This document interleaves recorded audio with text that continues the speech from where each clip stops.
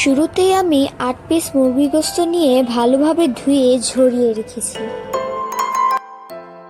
এখানে ১ কাপ টক দইয়ের ভিতরে ১ চামচ করে আদা বাটা, জিরা বাটা, গরম মশলা বাটা এবং স্বাদ মতো লবণ দিয়ে ভালোভাবে মিশিয়ে নিচ্ছি। ধুয়ে রাখা গোশতগুলো এখন টক দই মিশ্রণের সাথে ভালোভাবে মিশিয়ে নিব, যাতে করে মাংসের ভিতরে টক দইয়ের মিশ্রণের মশলাগুলো ভালোভাবে মিশে যায়।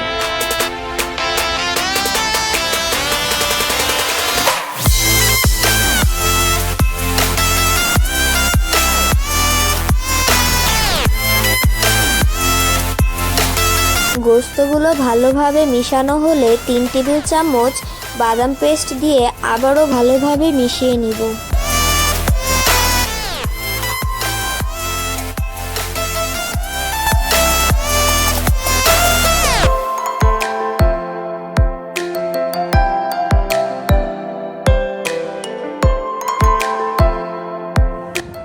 গোশতগুলো ভালোভাবে টক দই মিশ্রণের সাথে মিশানো হয়ে গেলে ১৫ মিনিটের জন্য এটিকে রেখে দিব।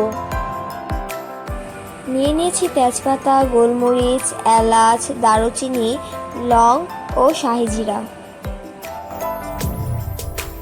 একটি ফ্রাই প্যানে ১ কাপের মতো তেল দিয়ে ৩ চামচের মতো ঘি দিয়ে দিচ্ছি।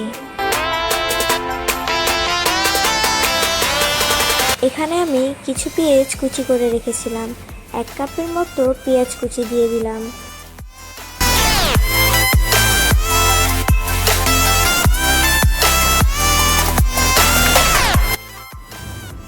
হালকা বাদামি কালার হয়ে আসলে আমরা এখানে এই মশলাগুলো দিয়ে দিব।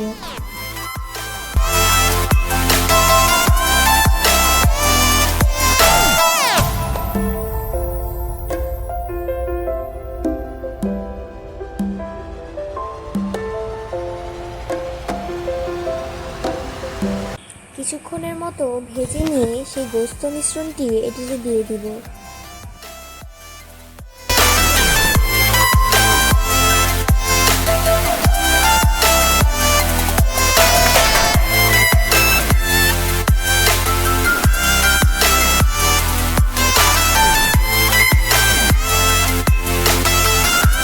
কিছুক্ষণ ভালোভাবে নেড়েচেড়ে মাংসগুলো মিশিয়ে নিব।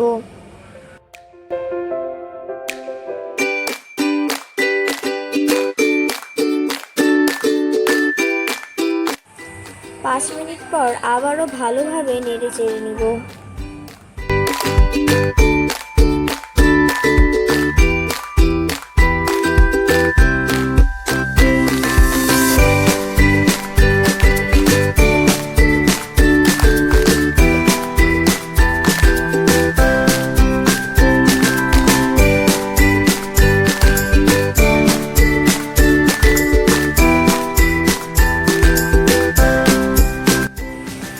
চার পাঁচটার মতো কাঁচামরিচ ধুয়ে দিয়ে দিব।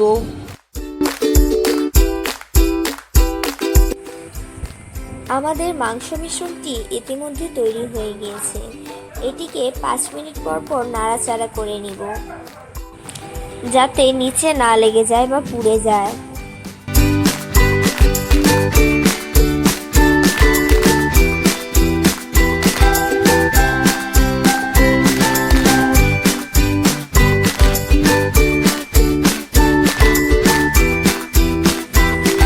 মাংস মিশ্রণটি তৈরি হয়ে গেছে। ইতিমধ্যে ইফতারের সময় হয়ে গেছে, তাই নিজেকেও একটু তৈরি করে নিলাম।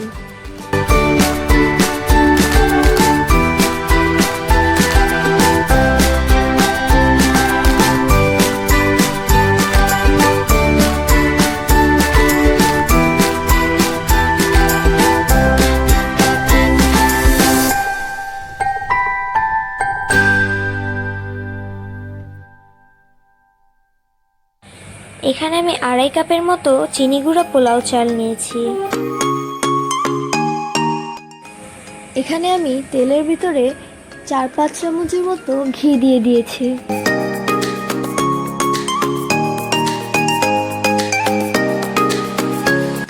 হাফ কাপ পেঁয়াজ কুচি দিব। এবং 3টি এলাচ, 1টি তেজপাতা ও 2টি দারুচিনি দিয়ে দিলাম।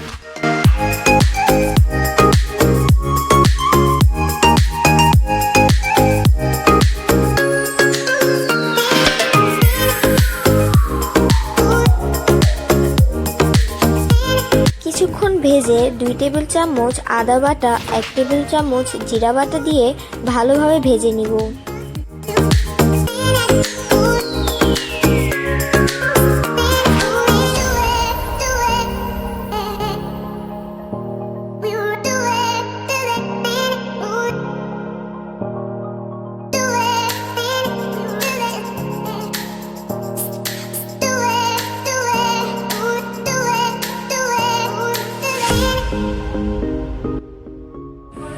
স্বাদ মতো লবণ দিয়ে দিব।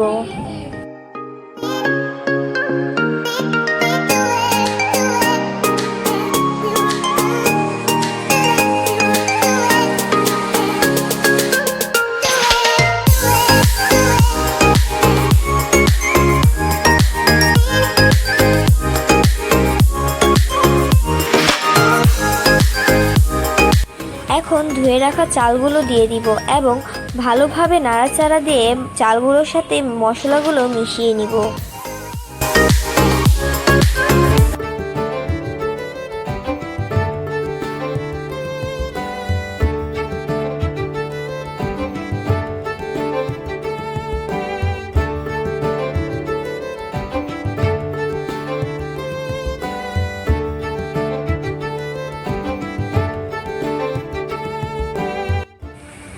ফুটন্ত গরম পানি দিয়ে দিব মেজারমেন্ট কাপের 5 কাপ পানি।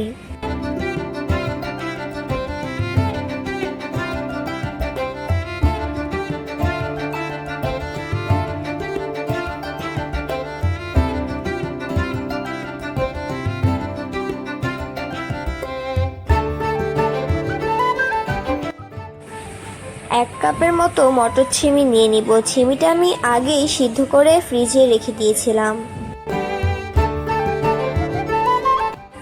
9-10টার মতো কাঁচামরিচ দিয়ে দিয়েছি।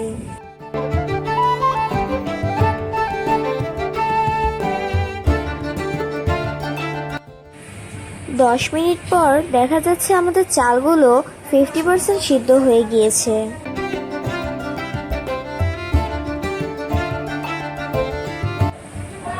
ভালোভাবে কিছুক্ষণ নেড়ে চেড়ে নিব। 5 মিনিট পর দেখা যাচ্ছে আমাদের চালটা অনেক সুন্দরভাবে 80% সিদ্ধ হয়ে গিয়েছে। আবারও ভালোভাবে নাড়াচাড়া দিয়ে নিব।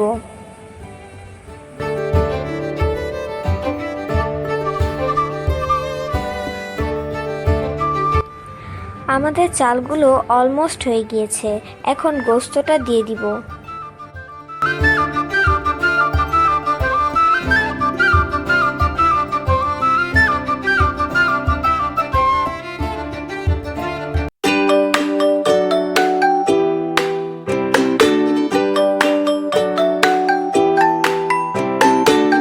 গোস্তগুলো দেওয়া হয়ে গেলে ভালোভাবে পোলাওর সাথে মিশিয়ে নিব।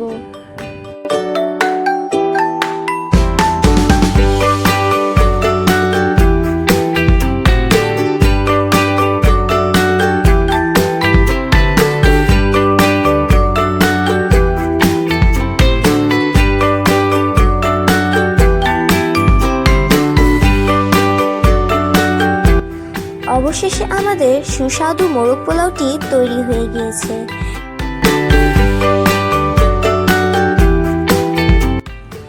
সর্বশেষে কিছু পেঁয়াজ বেরেস্তা উপর দিয়ে সাজিয়ে দিব। এত সুন্দর মোরগ পোলাও যে আমি বানাতে পারি আমি কখনোই জানতাম না। ভিডিওটি ভালো লাগলে অবশ্যই লাইক, কমেন্ট, শেয়ার, সাবস্ক্রাইব করে পাশে থাকবেন। আসসালামু আলাইকুম।